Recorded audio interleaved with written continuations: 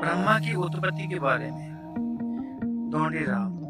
पश्चिमी देशों में अंग्रेज, फ्रेंच आदि दयालु सरकारों एवं राजनेताओं ने एकत्रित होकर दास प्रथा पर कानून रोक लगा दिया है। इसका मतलब तो यही हुआ कि उन्होंने ब्रह्मा के नीति नियमों को ठुकरा दिया है, क्योंकि मनु संहिता में लिखा गया है कि ब्रह्मा ने अपने मुंह से ब्राह्मण वर्ग को पैदा किया है और ब्राह्मणों की सेवा करने के लिए ब्रह्मा ने अपने पापों से शूद्रों को पैदा किया है। ज्योतिराव। तेरा कहने का मतलब यह है कि अंग्रेज आदि सरकारों ने दास प्रथा, गुलामी प्रथा पर रोक लगा दी है। इसका मतलब यह हुआ कि उन्होंने ब्रह्मा के नियमों को ठुकरा दिया है ना। और इस दुनिया में अंग्रेज आदि कई प्रकार के लोग रहते हैं।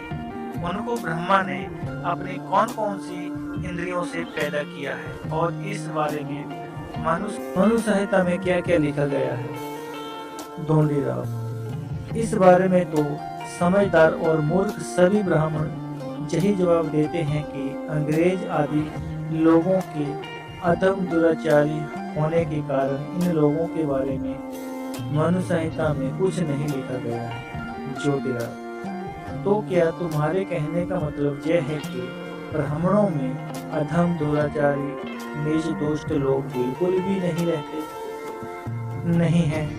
ढोंडीराव। नहीं, खोजने पर तो यह पता चलता है कि ब्राह्मणों में अन्य जातियों की अपेक्षा सबसे ज्यादा नीच दुष्ट अधम तथा दुराचारी लोग हैं। ज्योतिराव। तो फिर यह बताओ कि इस बारे में अधम दुराचारी नीच दुष्ट ब्राह्मणों के बारे में मनु संहिता में क्या लिखा गया है। ढोंडीराव। इस बात से तो यही सिद्ध होता है कि मनु ने अपनी संहिता से पति की जो पद्धति लिखी है वह पूरी तरह से मिथ्या है, निराधार है, गलत है, क्योंकि वह सिद्धांत सभी लोगों पर लागू नहीं होते। ज्योतिराव। यही कारण है कि अंग्रेज आदि लोगों ने जानकारों ने ब्राह्मण ग्रंथकारों की चतुराई को पहचान कर दास प्रथा पर कानून रोक लगा दी है। अगर यह ब्रह्मा तमाम मानव उत्पत्ति का कारण होता तो अंग्रेज आदि लोगों ने गुलामी प्रथा रोक नहीं लगाई होती। मनु ने 4 वर्णों की उत्पत्ति का वर्णन किया है। यदि इसका तुष्टि की व्यवस्था से मिलाप करके देखा जाए तो हमें समझ में आ जाता है कि सृष्टि की उत्पत्ति की वह व्यवस्था पूरी तरह से गलत है, निराधार है, झूठ है। ढोंडीराव। वह किस प्रकार से? ज्योतिराव।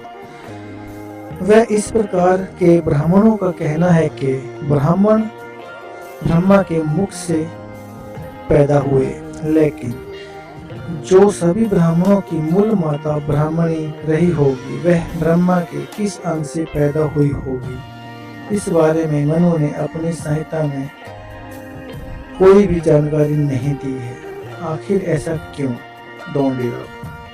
क्योंकि वह उन विद्वान ब्राह्मणों के कहने के अनुसार मूर्ख दुराचारी होगी, इसलिए फिलहाल उसे म्लेच्छ या विधर्मियों की पंक्ति में रख दिया गया है। ज्योतिराव। हम भूदेव हैं, हम सभी वर्णों में श्रेष्ठ हैं, ऐसा हमेशा बड़े गर्व के साथ कहने वाले ब्राह्मण, उनको जन्म देने वाली आदि माता ब्राह्मणी ही होगी ना। फिर तुम उसको मलेशियों की पंक्ति में किस लिए रखते हो? उसको वहाँ की शराब और गोमांस की बू कैसे पसंद आएगी? यह तो तुमने बहुत ही गलत बात कही है। ढोंडीराव। आपने ही तो कई बार सरेआम भरी सभाओं में कहा है कि ब्राह्मणों के मूल पूर्वज ऋषि महर्षि थे। वे श्राद्ध के बहाने गाय मार कर के कई प्रकार के पकवान बना करके खाते थे, और अब आप ही कहते हो कि उनकी मूल माता को दुर्गंध आएगी। अब इसका मतलब क्या है? आप थोड़ा सा धैर्य रखिए और अंग्रेजी राज के बने रहने के कामना कीजिए। तब आपको दिखाई देगा कि आज के अधिकतर ब्राह्मण अपने वस्त्रों और शरीर को भी न छूने देने वाले पावन पंडित, रेजिडेंट, गवर्नर आदि अंग्रेज अधिकारियों की कृपा पाने के लिए उनकी मेज पर पड़े हुए मांस के बच्चे खोचे टुकड़े भी खा जाया करेंगे। बेर के हाथ एक टुकड़ा भी नहीं लगने देंगे। क्या आप नहीं जानते कि आज भी बहुत से ब्राह्मण लोग अंदर ही अंदर अंग्रेजों के नाम के खिस्से भुना लगे हैं। मनु ने आदि ब्राह्मणी की उत्पत्ति के बारे में कुछ भी नहीं लिखा है, इसलिए इस दोष की सारी जिम्मेदारी उसी के सिर पर डाल दीजिए। उसके बारे में आप मुझे क्यों दोष दे रहे हो कि मैं गलत बोल रहा हूँ? छोड़ो इन बातों को, आगे बताएं।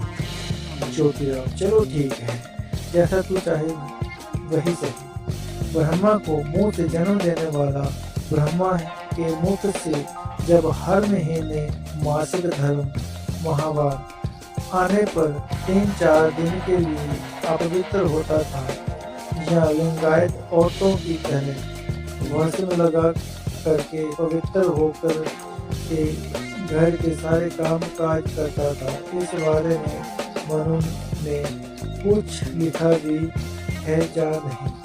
नहीं, लेकिन ब्रह्मा ही ब्राह्मणों की उत्पत्ति का कारण है, और उसको लिंगायत नारी का उपदेश कैसे उचित लगा होगा? क्योंकि आजकल के ब्राह्मण तो लिंगायत लोगों से इसलिए घृणा करते हैं क्योंकि लिंगायत संप्रदाय के लोग रजो धर्म के तीनों में अस्पृश्यता, छुआछूत का पालन नहीं करते। ज्योतिराव: इस बात से अब तुम सोच ही सकते हो कि ब्रह्मा के मुंह, बाहें, जांघें और पांव, इन 4 स्थानों की 4 योनियों से रज बहता होगा, तो उसे कुल 16 दिन अस्पृश्य बनकर दूर बैठना पड़ता होगा। जब उसके साथ ऐसा होता होगा तो फिर उसके घर का काम काज कौन करता होगा? क्या मनु ने अपनी मनुस्मृति में इस बारे में कुछ लिखा है?